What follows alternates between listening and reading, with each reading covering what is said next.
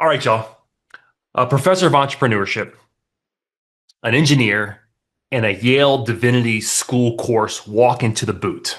For those of you who don't know who are not in New Orleans, the boot is the local bar at Tulane University. This is not a joke. There is no punchline.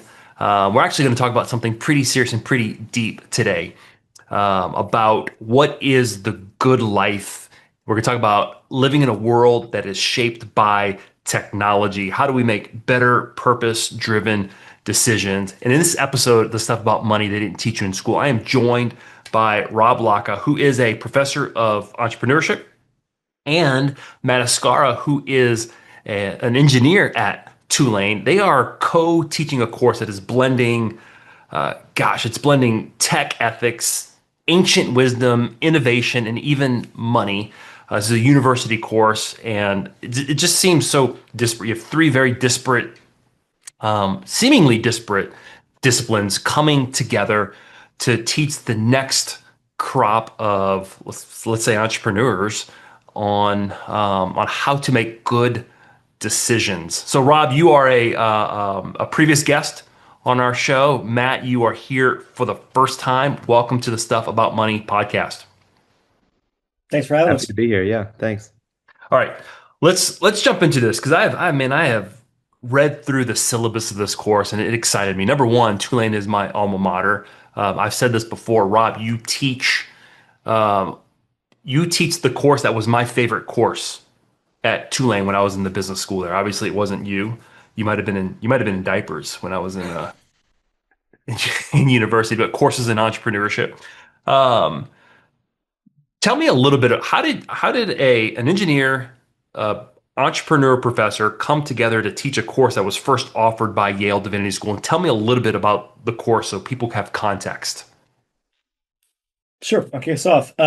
So I teach here at the Freeman School of Business. I run our entrepreneurship program, and a lot of the conversations we have in the classroom, whether it's my cases in entrepreneurship class, which I know you taught back in the, or you took back in the day, Eric, um, or my student venture class, we talk about not just uh, what students want to build and what the market wants, but also what's worth spending your life doing. It's we have conversations about values. We try and make it so that mission, vision, values are all not just words on a page, but actually the way that you're thinking about building companies. To me, that's important because as a startup guy, the startups we create now are going to create the future. They will create the either a better future that we all enjoy, or a future that is not as good as the one that we have right now, or at least different in ways that we maybe aren't going to be as proud of in the future. And so these are things that we talk about in the classroom. I spend a lot of time with my students trying to help them think through why would they pursue creating a company, and to what end. Um, and so, this was very natural for me in the business school to start thinking about how we could actually teach a class that would be tackling some of these big topics. Um, I've known Matt for a while, actually, before I was even teaching at Tulane. Matt was already here. Matt is a tenured professor over in the School of Science and Engineering, what they call a professor of practice, which means that I don't have my PhD. I came to this after being an entrepreneur and being someone who had worked with entrepreneurs. And so we always have great conversations about, pedagogically when we approach teaching. And so we started brainstorming on what it would be like to teach a class together.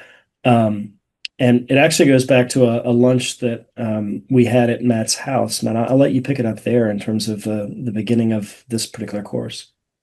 Yeah, so there's a very famous computer scientist at MIT, Roz Picard.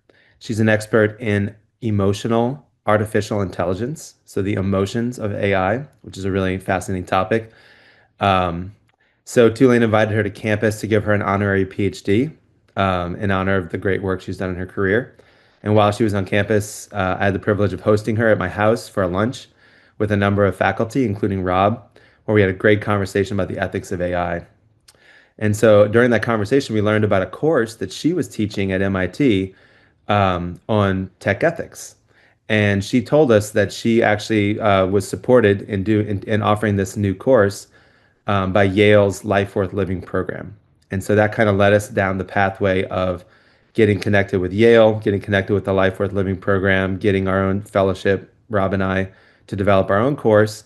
And our course is really inspired by Roz's course at MIT. So I would say what we're doing is very unique, but there is her example out there. So Interesting. So, Rob, as long as I've known you and kind of seen you through your career and followed you, I say follow you. We're friends, so like I mean, kind of hear about your different, you know, as your career developed, you've always been kind of in the, let's say, the venture, not venture cap, maybe the venture capitalist space, but the space, the deployment of capital, and typically in pro-social spaces, things that deal with things that are going to benefit society, whether it's climate related, health related. That has always been something that has been core to what you do. So to see you kind of move into this course where you're asking the deeper questions, it seems to me that's something that you've kind of throughout your career have been challenged with, and not maybe not challenged, but have considered. Matt, for you as an engineer, and I know a lot of your work is like in, I'm going to mess this up, like nano fabrication, solar, like just some wild stuff. You gave me a tour of your lab once, and it just blew my mind. I love learning about things that I don't know and I don't understand.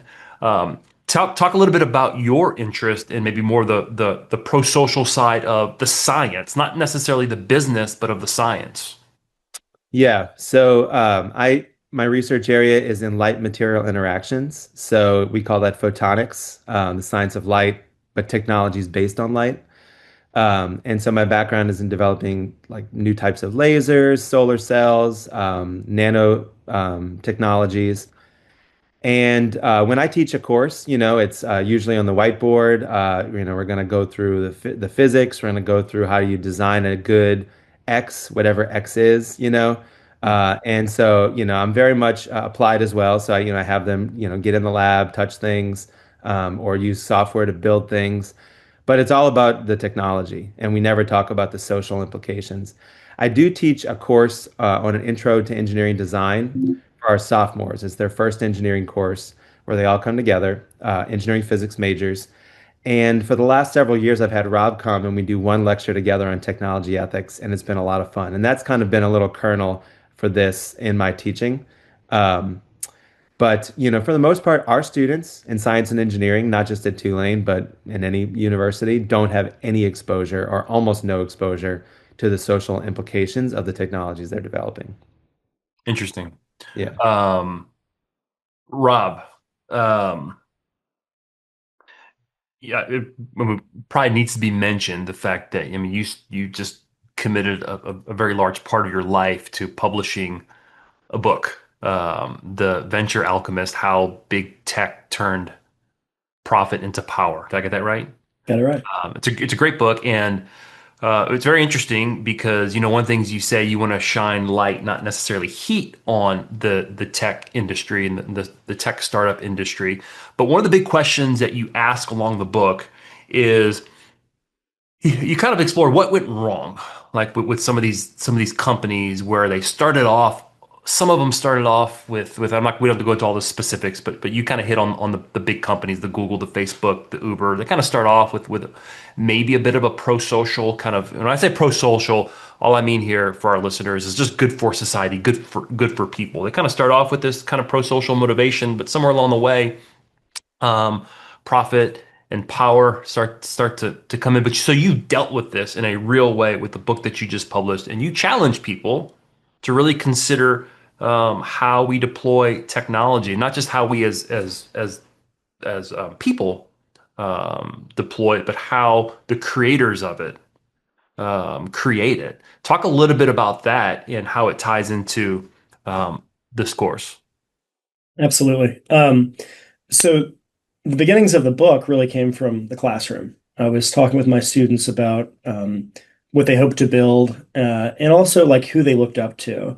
And oftentimes they would either lionize or villainize, right? They would have these thoughts about Travis Kalanick, the CEO of Uber, or Mark Zuckerberg, the CEO of then Facebook, now Meta, Sergey and Larry from Google. I mean, our students are smart. They've studied these stories based upon the founders' myths that are out there, the myth making and the hero's journey. And they either then lionize them saying, I can't wait to do that. I can't wait to make tens of billions of dollars, right? That's in the business school, that's the goal, right? Is to make as much money as possible without thinking through what are you willing to sacrifice personally, professionally to get there? How much money is enough? What does that money do once it's working in the world? What does that technology do once it's working in the world? And what are the intended or unintended consequences of that, right? That's for the students who have thought through how great it is. There are other students that we have, some of them come in and say, these people are the worst people ever. Like they literally look at it as they demonize them. And they think, oh, well, they intended to do this from the start. Their aim was to come out with technologies that would addict us to our phones, right? Or that would ruin especially as children are developing self-understanding and self-esteem and self-worth, that would demean them and make them have body image issues, and then dyslexia and body dysmorphia rather, really tough issues that came from that particular time where these young people were spending 4 or 5, 6 hours a day on their phones, especially during COVID, right? Yeah.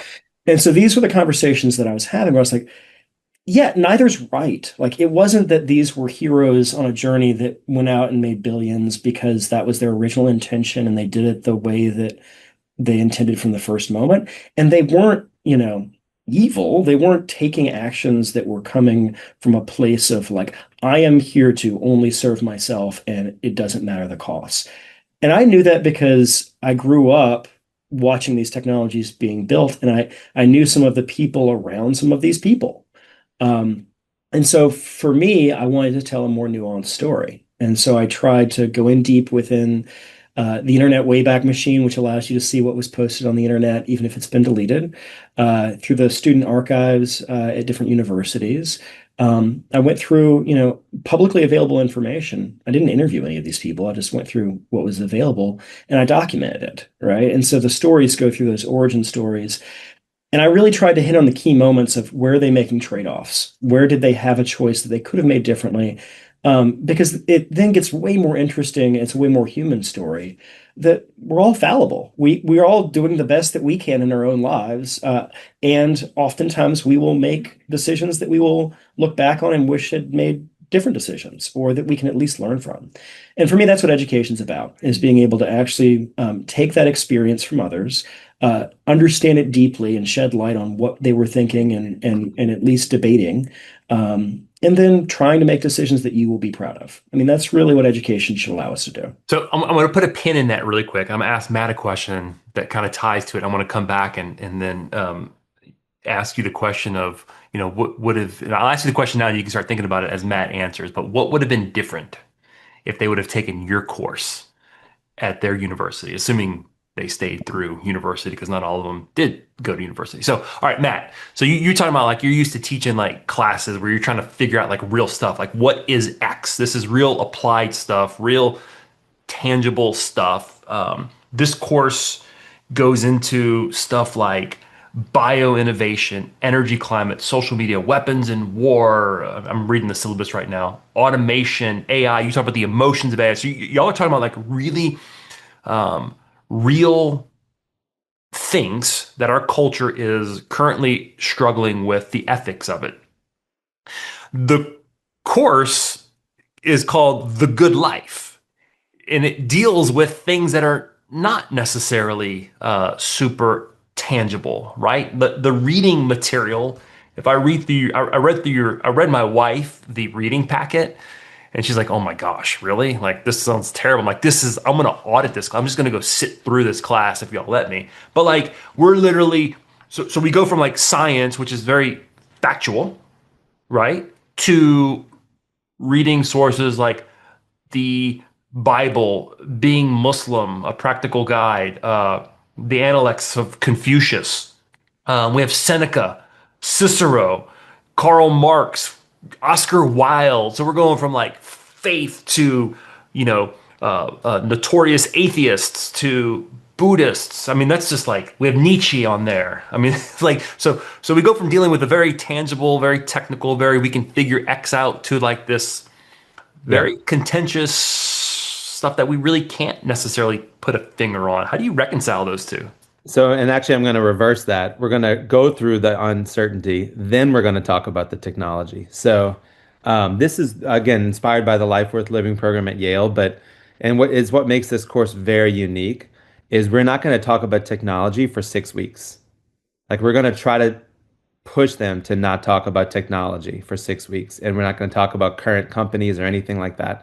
And we're just going to wrestle with what does the good life look like on several dimensions. So, what does it feel like? Um, your emotions.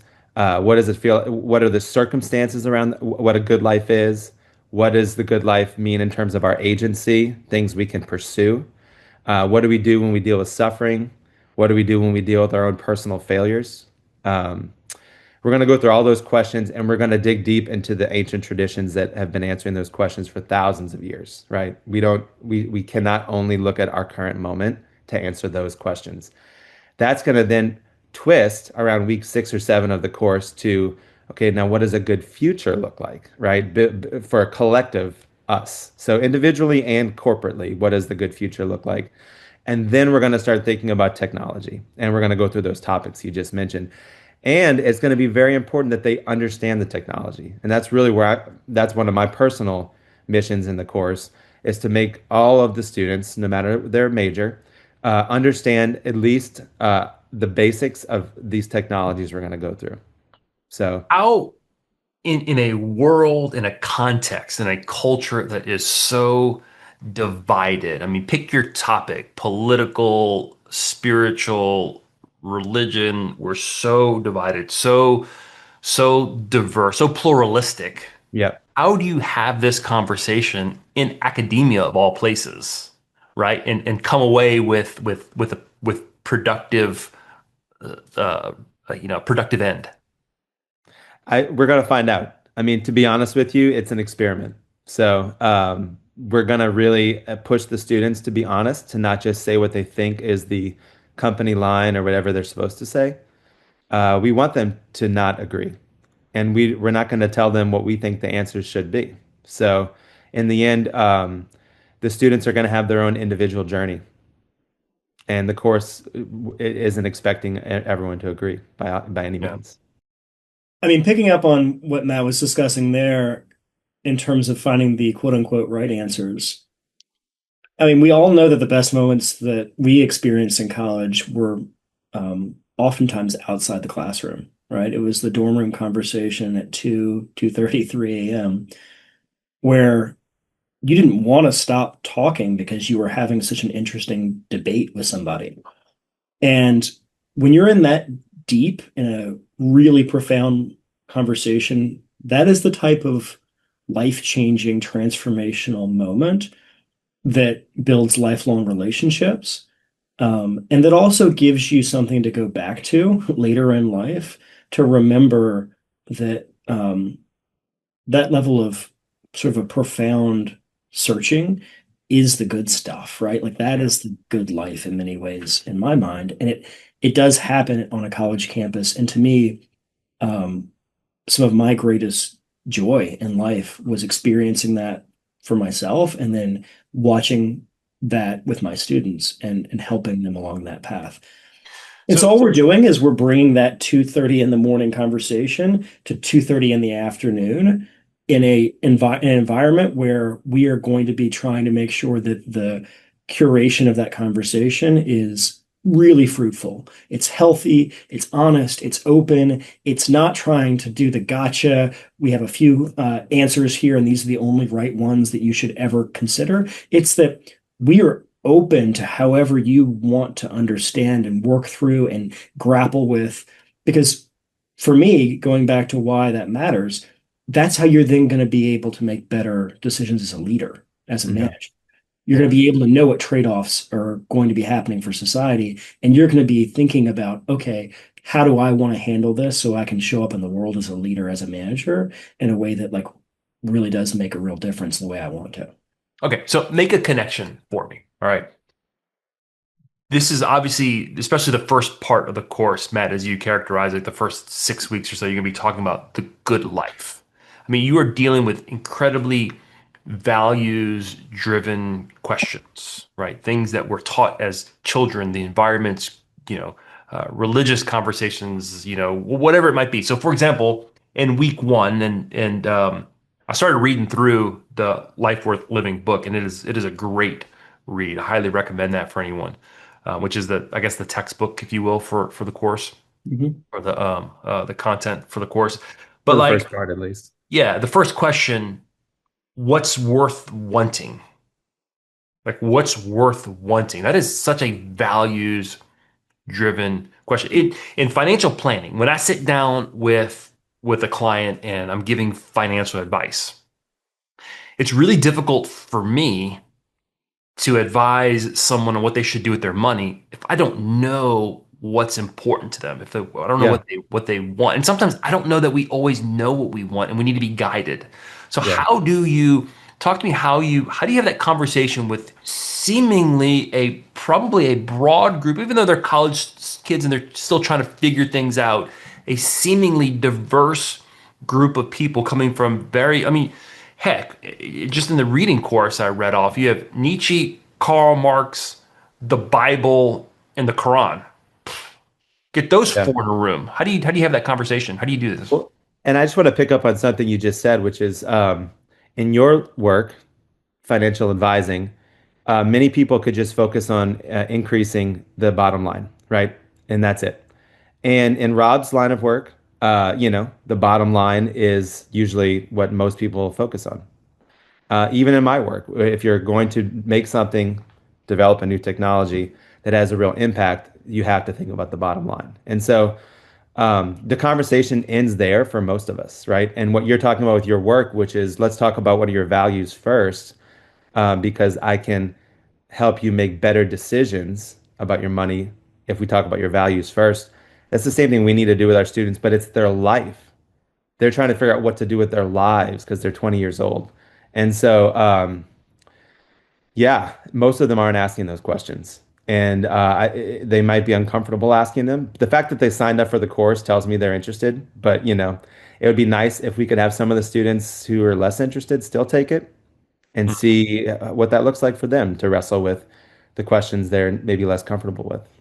So Yeah, and Rob, at Yale, the way this worked at Yale was that they offered it not really knowing how it was going to go. And it became so popular. It was so oversubscribed. They had to offer more and more and more sections of it. It became the most popular class at Yale. And that was student demand. Like that was the students saying, we need to be discussing this in the classroom and have these debates. And, especially when we think about higher education is under attack from so many different angles. To me, this is the most defensible work that we can do is we are educating you on the business and the technological, the most important things that will help your career to be very conversant in all of these various topics we're going to be addressing. And we are equipping you to be great critical thinkers, great empathetic leaders, great people who are able to go into tough conversations and be really great listeners and not just trying to argue your point that you've already made up your mind on, but to be really thoughtful about that. Like, to me, that's the purpose of yeah. why I teach. And so I'm very hopeful that this will be something that, not only the students that experience this, but then it could hopefully be able to do what it happened at Yale, which is that's leading to a conversation more broadly about why this is so important for this next generation. Yeah, Matt, you said something really interesting, kind of ties into what Rob just said, this idea of like we can, like in my line of work, I want the maximum possible return, right? I want to I want to pay the least amount of taxes that I pay, all important stuff, right? No one who wants to pay taxes, we all want high returns, right? In your line of work, what's the greatest way to be the most efficient to generate electricity, maybe, right? Yeah, exactly. Most cost effective, good stuff, right? And Yep. Rob, you're starting businesses, man. How do we have this is a conversation I have with a lot of small business owners. How do we drive up higher profit margins? How do we drive up our EBITDA so that we can get the best, most top dollar for our business when it's time for us to sell? That if all we look at our spreadsheets, clicks, subscribers, um, you know, efficiency, all that comes at a cost, right? Profit, I can raise profit by paying people less, by not offering benefits to my staff, right? I can become more efficient in I'm going to butcher this because I don't know much about science or stuff, but I can become more efficient by maybe at some other cost that is more important, right? Yeah, we can create more electricity this way, but it comes at the cost of people who have to work more in mines, mining particular rare metals, Yep, right? absolutely. Yep. So those are Yep. questions that need to be considered. Is that really the goal here? Because at the end of the day, I talk about money. I manage money. I help people make good money decisions. So there's an element that we do need to make good decisions that drive more money. Where's that? How do you find that balance and tie this, like for example, week two, who do I answer to? Right? That's week two. Who do I answer to? So I'm assuming the question is related to like something outside of me that I feel accountable to. Relate that to me making a decision to make more money or a decision to not make more money because I realize that maybe there's something more important than bottom line. Yeah. I mean, the dimensions by which you can achieve efficiencies are really mind-blowing when we think about the future of technology. Like, let's just eliminate an entire class of worker and replace them with robotic automation, whether it's hardware or software. Let's genetically engineer humans so that we can make more efficient humans, right? So these are the kinds of things that are coming, and these are the kinds of questions we have to ask. And so if you just assume that you're a cog in a wheel of efficiency and you have no agency, then you will most likely just fall into the trap of bad people who are powerful guiding us going forward. And so, basic questions like who do we answer to? Is it assumed that we only answer to ourselves? Are we responsible for the previous generation, the next generation? Are we responsible to a higher being? Are we responsible to our nation, the world? I mean, so um, it's not a given, what the answer to that is for every student or for any of us. Is there an ideal, Rob? Rob, is there an ideal? I mean, Or is that, Tulane's is that self, not is that not the point of the class? yeah, I mean, Tulane's self-stated ideal is not for oneself but one's own, right? I mean, so we do this all the time without, and we don't realize that that's what's happened, right? Is that we will ascribe to a motto, right? Um, you know, Yale with a life worth living, it's with theirs is lux et veritas, light and truth, right? Like that's a pretty mighty undertaking, Yeah. right, in the academic exercise. And so, for me, I think a lot of what this is that we are trying to meet each of these students where they are in a seminar environment where they are engaging in a very deep way that, like Matt said, it'll be a unique experience for them because oftentimes they are trying to, through much of their academic career, come up with the right answers. And on day one, we are going to say there are no right answers, but there is a right way of approaching this that will help you through the rest of your life if you pursue it. And what does that look like? Well, the midterm, the students put together a proposal for us on a topic that they want to go in really deep on. Like they're building it. This will be one of the deepest research papers they do in their college career, sort of a capstone experience. And that capstone will then, with whatever they choose, whether it's what does the future of self-driving cars look like, right? What does bioengineering look like with Neuralink and computer brain interfaces, whatever it is, the future of weapons in war and drone attacks, right? And what they'll do is they'll do deep research on that, but we're also going to be setting up a conversation for them with one of the leaders in that field.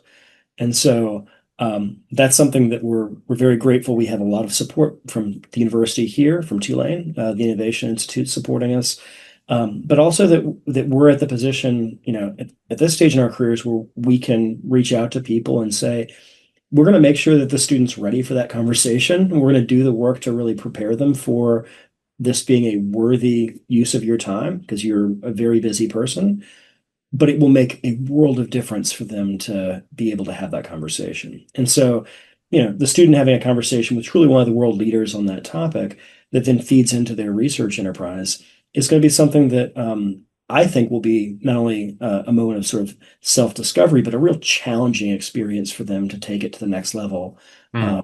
that goes way deeper than at least in the courses that I'm familiar with that we usually ask of them. But that's all we are really grading is that assignment and then some along the way to make sure that they're on track for it. And so for me, it's going to be an experience that the students not only will be able to talk about if they choose to go into, a master's program or what have you, but that will be the type of thing that will be a really compelling story to tell over a work dinner one day or Yeah. another moment in their lives. That I think it's going to be something they're going to be very proud of. I was just in a conversation with a mentor yesterday, and he teaches a course. So I think it's called like Jumpstart for financial advisors. Basically, he's teaching like really young, 6 months into the space financial advisors on being a financial advisor. And his comment was they focus so much on technical knowledge and just understanding the technical part of the business. And the conversation was, yeah, that's important. I have to be technically sound in my industry, but they're short-sighted. What I was saying was the more important part of my daily work is not the technical. It's important, but it's the people side. It's understanding what motivates people and moving people and understanding behaviors and emotions to get them to make decisions that are in alignment with what's important to them. That's why, Matt, it's so important to like, hey, what is important to you? Because you're going to be faced with big decisions. And when you're faced with those money decisions or business decisions, you're going to make a decision that seemingly is the right one. However, when you hold it up against what you said is important to you, it doesn't seem so right anymore, right? Like, for example, it's important to me to make sure that my kid graduates from college debt free. Okay, let's say that's an important value of mine. Now I want to buy a brand new Lamborghini that costs $250,000. Maybe I can afford it. Maybe I can. I can finance it. Okay, does that compete with what I stated was important to me? Yeah, it does. So that I don't make that decision. That's obviously a pretty um, uh, you know silly example, but we're faced with those as business owners all the time. So what you're suggesting is by giving these kids, these students, the framework to critically think through the consequences of some of the decisions that they're making and measure it against something that they have deemed important, that process in of itself is going to help them become better business people, better citizens. Yeah, absolutely. I mean, I think that's why I want to avoid the technology discussion at the beginning, so that then we can go back and say, well, we've kind of benchmarked our values prior to assessing the challenges. I mean, that we're going to assess challenges at the more daily, regular life sort of stuff, but then getting into the technologies, we'll already have a baseline established, as you just said, for Yeah. this maybe a decision-making rubric, if you will. Yeah. I want to jump into one of the specific topics that the book covers that I think is, I don't know that it's controversial per se, but it's a difficult one. And it's the idea of suffering. So one of the questions that is asked in, Life Worth Living is what role does suffering play in a good life? Now, here's what's so interesting to me about it. When I sit down and have conversations with clients, people who have had success, one of the things that I typically hear from them sounds something like this. I don't want my kids to struggle the way I struggled. Okay. And that usually comes off the heels of them telling me that their struggles, their suffering, is what gave them the work ethic that they have today that has led them to the life that they've been able to build for themselves. And I remember having the conversation with one individual, and I had a good relationship with them, so I had a little bit of liberty to kind of push back. And what I told them was, when they said, I don't want my kids to have to deal with what I dealt with growing up, right? I pushed back and said, so you're telling me you want to rob the kids of the opportunity to build the values that you were able to build? So talk to me a little bit about this idea of suffering. And as business people, right? We work, we're all professionals. We make money because we do want to protect ourselves from level of suffering. I don't want to have to worry about where my food comes from tomorrow. Heck, my business is helping people retire, which is reducing some level of suffering in their life, right? Money is one of the few resources that we can trade for just about anything. And I would venture to say that most professionals, maybe we don't say it this way, but one of the things I value most about money is it protects me to some degree from suffering. It provides me some form of security, which if I didn't have, I would suffer. How do we balance those two things? Because most people don't want to suffer if they have the option not to. So how do you reconcile this idea of suffering in the good life? I mean, when we get into this in the class, we're not doing this week one, by the way. This comes two Yeah. weeks in. So we at It's week least six. This is week right, six on the exactly. syllabus for the record. Yeah. Yeah. Right before we go to the technology, this is the one you hit them with. That's right. Yeah. So we're not coming in with this week one. But by the time we do come into that conversation, um, it is meant to bring, especially for students who are thinking about like, how do I want to show up in the world when it gets tough, when it's hard? Um, it gives them a chance to reflect on that in a meaningful way before it happens, or to reflect on what happened when earlier in their life, maybe they went through some hard times, and how they want to then do that when it comes up next. Because here's the thing, as much as we try and protect our kids, and I have heard of this new thing that's not helicopter parenting, it's snowplow parenting. You're trying to literally get rid of every obstacle for your kid so they never have to deal with pain. I would argue as a parent that looking at that setup, that child is going to be unable to deal with the real world because suffering does occur no matter how much money you have, no matter how many trappings of modern life that you're able to surround yourself with. Like, you're going to have challenges, and being resilient and understanding how to bounce back, that's not just about like performing well in that moment. It's about like, that's how you decide who you are as a human being when things get tough. It's how are you making the choices to the things that you commit to. It's how are you being a person who can look back on the decisions you made and say, yeah, when it got really hard, that was when I was at my best, right? And for me, that's an important conversation to have. Give one little sort of preview, which is that not only the Life Worth Living book, but all of the other readings that we do around this, many of the great thinkers, not in this millennia, but of other times, have said actually suffering is required for the good life. Suffering is a part and parcel, part of how you are able to thrive in the good life. Mm. And so, if the ancients had already contended with that, and much of our lives are about something that's entertaining or convenient, or easily accessible or cheaper, or all of that's what's defining what's good, then maybe we should ask some questions. And I think that that's where we're going to be leading that conversation.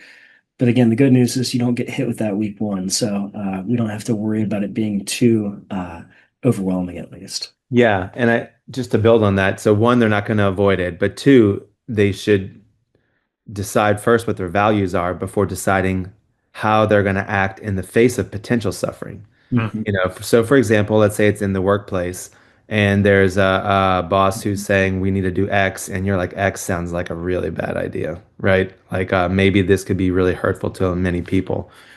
You could just not say anything, or you could deal with the consequences of speaking up. Mhm. And you should know your values first before deciding how you would address going through that valley, if you need to. Mhm. Well said. Yeah, yeah. Yeah, suffering is such an interesting. I think that, I joke with people. One of the things I love about living in New Orleans is New Orleanians know how to suffer well, Mhm. right? We suffer terrible weather. We suffer, terrible streets. We suffer, you know, corrupted politics. We have day drinking and good food to counterbalance that. But there's something about suffering that teaches you to appreciate life a little bit more. And one of the things I think is so fascinating about your course reading is you're right, Rob, when you say that a lot of ancient wisdom, like these people require suffering. I appreciate in the good life or the life worth living.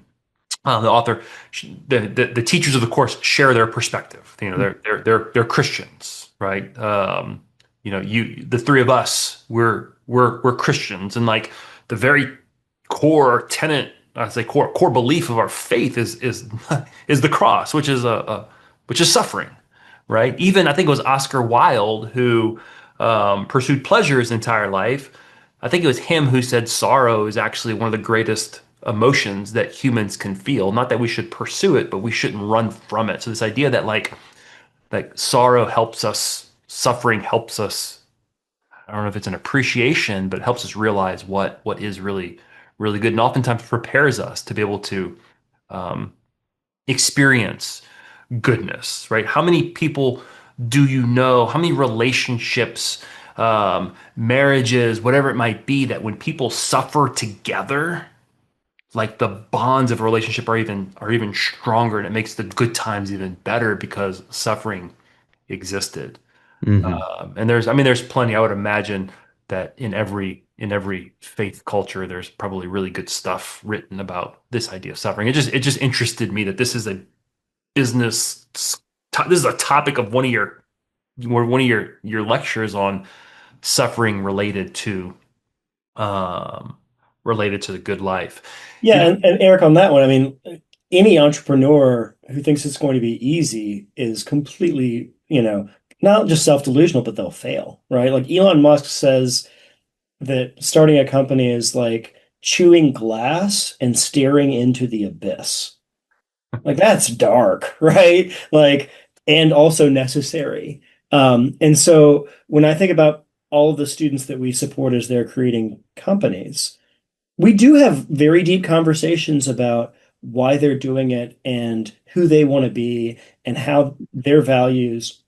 For some of them, they want to talk about, the way that their parents raised them. So for some of them, they don't want to go there. For some of them, they want to talk about their faith community. Some have no interest in that. All of that's great, right? That is what it is meant to be in a university environment, is that we invite all of that into the conversation for the purpose, for me, of creating really great entrepreneurs who are creating incredible companies that can change the world. For Matt, for amazing engineers that are creating great technologies that can change the world. Our hope is that the way that we get there with this course is by being in deep conversations and really hopefully profound relational moments with those students so that they can then use that as a touchstone, and I would even argue a lodestone of value for the rest of their lives, right? That's what a university setting should be doing, as far as I'm concerned. It's what it did for me, and it's what I'm here to do. talk to me a little bit about how each of your respective industries, or spaces, domains, if you will, how have they responded to you offering this class? So, Matt, you more in the engineering science world as a technologist, and Rob, you in the business world. I mean, let's be honest, Rob, you and I, we have a similar background in entrepreneurship, and like at the end of the day, everything is profit driven. How do we drive up our margins? How do we make more money? How do we, it's all about exponential growth, 10 times, 100 times, right? Fast, quick. So how has your particular domains responded to y'all offering this class, whether at Tulane specifically or just in your general sphere of colleagues? I think you just have to read the news to know how important it is. And so I think our my colleagues in science and engineering, we don't really have any courses like this other than, a few lectures here and there in existing courses. There's no tech ethics course right now in the entire School of Science and Engineering. And people know that is something that needs to be, reconciled. So I've received a lot of support. Oh, great. So it's been embraced. Yeah. Yeah. How about you, Rob? Yeah, I mean, so this is a part of our entrepreneurship minor, and so this is available to students from across the university not just the business school. But it is one of those capstone offerings. And so it's one of those courses, I mean, frankly, because of the rigor of it and the depth of the conversations and the work product that comes out of it, this will be a challenging and capstone type of experience for the students. So, so I've gotten great support from everybody in the management area in the business school more generally to say, like, thank you for taking on this course to be able to challenge our students in this way. Um, we'll also say, like, we are very, very fortunate. We are so blessed to have amazing resources behind us with this, right? So, with Yale's program, we flew to Vancouver and they put us through a training that was really helpful in terms of how to approach some of these tough conversations. And we built a network of other scholars that are working on this. I mean, even the physical space, we have a brand new center for experiential learning, the Schwartz Family Center at the business school. It's this great space where you can move all the chairs, and so you can huddle and then you can break out, and you have whiteboards. And the lighting is it's really an impressive space. And The so, whiteboards are for the engineers so they can draw, yeah, Yeah. right? Is right, that exactly. That's so important. Yeah. Yeah. yeah. So we've got that space, but then over with Matt, we have brand new facilities that have also just come online with Paul Hall and otherwise that, I mean, we get to use both the SSE space and then also the business school space with this because it's a cross-listed course that's been embraced by both schools. This interdisciplinarity is something that I think it's something that President Fitz has been pushing for. And I'm very proud that we were able to pull this together as quickly as we did, but also with a lot of eyes on this course. Like I had to go through a lot of review processes to make sure that we were doing the right things. And the feedback that we got from our colleagues was really helpful to get to this first version of the course. When I was a student at the business school, one of the classes I took, I think it might have been like a real estate development course, and it was taught by an adjunct professor, and he was both an engineer and an architect. That was his background. Hmm. And I'll never forget one of the things he said was, if you can get two majors, if you can bring two disciplines together, you will have a much better chance of having success. So he's an architect engineer, brought those together, built a very, very good business. And that's something that has stuck with me for a very long time. How do you bring two disciplines together? I do a lot of collaboration with a family therapist, couples counselor, Hmm. and we've probably been doing it for over 15 years or so. And I mean, in fact, probably if you're listening to this episode, you go back and listen to the previous 6 episodes. Dr. Matt and I do this entire series on leadership and development. But um, the incorporation of understanding how family therapists approach counseling and me taking financial planning and bringing them together has made me a much better financial planner. And here's something that's really interesting. This is anecdotal. I guess I can go back and probably create the actual stats, but I go to conferences every year, big conferences, and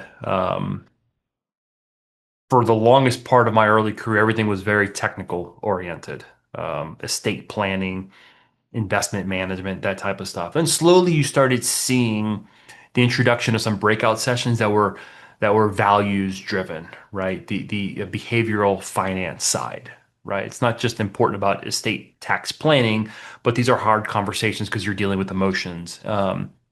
And then now I go to conferences and man, 25 to 40% of the breakouts have some element of emotional, financial planning or behavioral economics related to it. And I think that this is something that we're seeing a trend. I think that's I think, culturally we have separated business from purpose, and they belong in two different rooms, right? If you want to think about the big questions in life, go to seminary, go to the divinity schools. If you want to learn how to do business, go to a business school.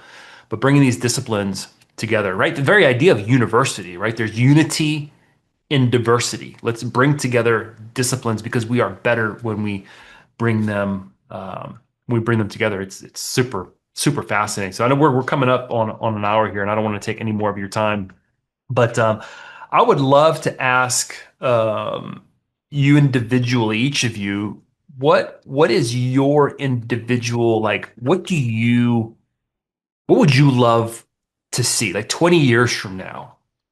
right? When you look back at this first cohort of students that you're going to teach, like what would just light your heart up? What would make it a worth life living for you to hear or to see?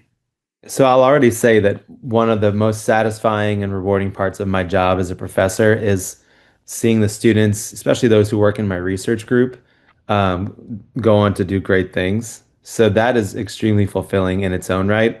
And I could give you many examples already. But with this particular class, I really want to see students 20 years from now, they're going to be doing great things. I mean, these Tulane students, many of them are going to have major impact, and we're going to be very proud of them. And I'd love to see them developing thoughtful careers where they can feel like they made some recognition in our class about what their values are and then followed through on their values, whatever that looks like for them. And it doesn't have to be my values. But just that we help them to have a little more of a thoughtful approach so that 20 years from now they can be like, yeah, that was actually what I valued, the decisions I made. That's cool. Well, let's just be honest. Tulane students have been making big impacts already in their communities, Matt. No, no, no, I'm talking about my No, students. I know. I'm a relatively Yeah. young guy, but I've got, students who've been out 8 years now, and Yeah. it's amazing to see what they're doing. So, Yeah.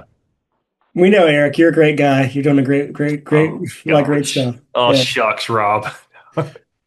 My answer is the same as Matt's, but I would say I can tie it into the other question you asked earlier, which was how would the world look differently if entrepreneurs had made different decisions about staying in school and having tough conversations and especially feeling uncomfortable in those conversations and living in that discomfort enough to be able to then maybe be more thoughtful about what they were going to build. Um, and this was one of the great sort of challenges for me as going into teaching. I've been doing it for 8 years now. Like I when I started, it's better to drop out of school and start a company and make all the money than it is to stay in school and maybe miss your chance, right? It's better to be a Harvard dropout and be like Mark Zuckerberg than it is to finish your education. And I didn't want that to be the case here at Tulane. I wanted it to be better to stay in school. I wanted it to be more fruitful and more meaningful for you to stay in school as an entrepreneur. Why? Well, because for every Mark Zuckerberg that drops out, we, even just by the numbers, right, we know that there are many people who are taking a bet on themselves that's probably not going to pay off, right?